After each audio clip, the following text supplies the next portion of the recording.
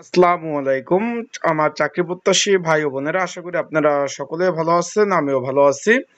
এখন বিষয়টা হলো যে সহকারী প্রাথমিক শিক্ষক যে নিয়োগ হয়েছিল চূড়ান্তভাবে যারা নির্বাচিত হয়েছে 14,384 জন প্রাথমিকভাবে যোগদান এখনো কিন্তু হয়নি। বিষয়টা কিন্তু আপনারা একটু খেয়াল রাখবেন। এটা কিন্তু প্রথম আলো কিন্তু অলরেডি আজকের খবর, আজকে 21 এপ্রিল 2026 আজকের খবর যে ফলাফল রিভিউ নাকি যোগদান প্রাথমিক শিক্ষক নিয়োগ যে জয়েন যে তারা যে অলরেডি সুপারিশ প্রাপ্ত হয়েছে তাদের যে প্রাথমিক শিক্ষক নিয়োগের ধোঁয়াশা নিয়োগ নিয়ে ধোঁয়াশা 14,000 প্রার্থীদের এই নিয়ে কিন্তু প্রথম আলো একটি শিরোনাম করেছে। সে বিষয়ে তারা কি বলছে আমরা একটু আপনাদের নিয়ে একটু আলোচনা করব। চলুন ভিডিওটা শুরু করি।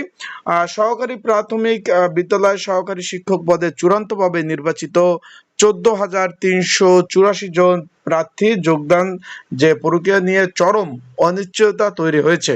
চূড়ান্তভাবে ফলাফল প্রকাশের 2 মাস পেরিয়ে গেলেও এখনো নিয়োগপত্র না পাওয়া এবং সামাজিক যোগাযোগ মাধ্যমের ফলাফল রিভিউ ও হওয়ার গুঞ্জন এবং সুপারিশপ্রাপ্তদের মধ্যে একটা উৎকণ্ঠা বাড়ছে।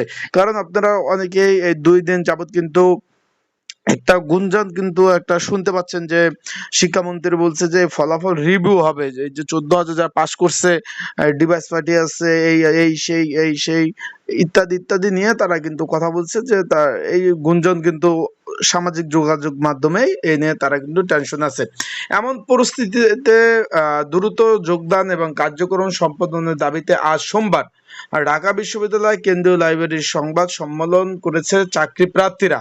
একই সঙ্গে দেশের 61টি জেলা প্রশাসক কার্যালয়ের মাধ্যমে প্রধানমন্ত্রীর বরাবর স্মারকলিপি প্রদান করে তারা।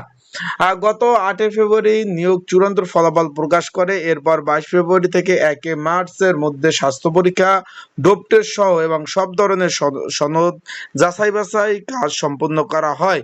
নিয়ম অনুযায়ী এর পরপরে যোগদান করার কথা থাকলেও 2 মাসে এখনো কিন্তু এই কার্যক্রম শুরু হয়নি।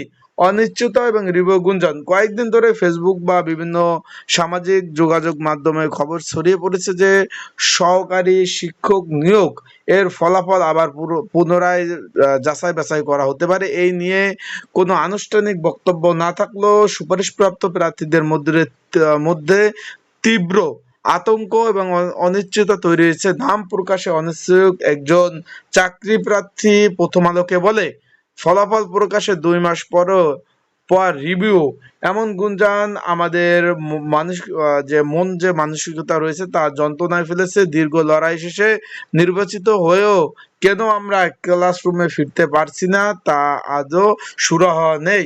স্মারকলিপিতে বলা হয় দ্রুত যোগদানের তারিখ ঘোষণা এবং দাবিতে 19 এপ্রিল সুপারিশপ্রাপ্ত জেলা প্রশাসক কার্যালয়ের মাধ্যমে প্রধানমন্ত্রীর বরাবর স্মারকলিপি প্রদান করে। এখানে আরো বলা হয় স্মারকলিপি প্রার্থী উল্লেখ করেন যে চূড়ান্ত ফলাফল প্রকাশের পর 2 মাস অতিবাহিত হলেও রহস্যজনকভাবে নিয়োগ প্রদান করা হচ্ছে না। এর আগে 13 এপ্রিল এই দাবিতে প্রাথমিক ও গণশিক্ষা মন্ত্রণালয় স্মারকলিপি প্রদান করে চাকরি প্রত্যাশীরা।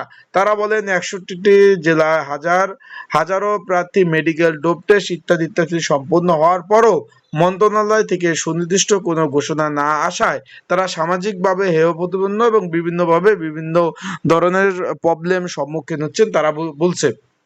যারা আমার ইউটিউব চ্যানেলে নতুন অবশ্যই আমার ইউটিউব চ্যানেলটা সাবস্ক্রাইব করে রাখবেন এবং আপডেট খবর পেতে অবশ্যই লাইক বাটনটা ক্লিক করে রাখবেন।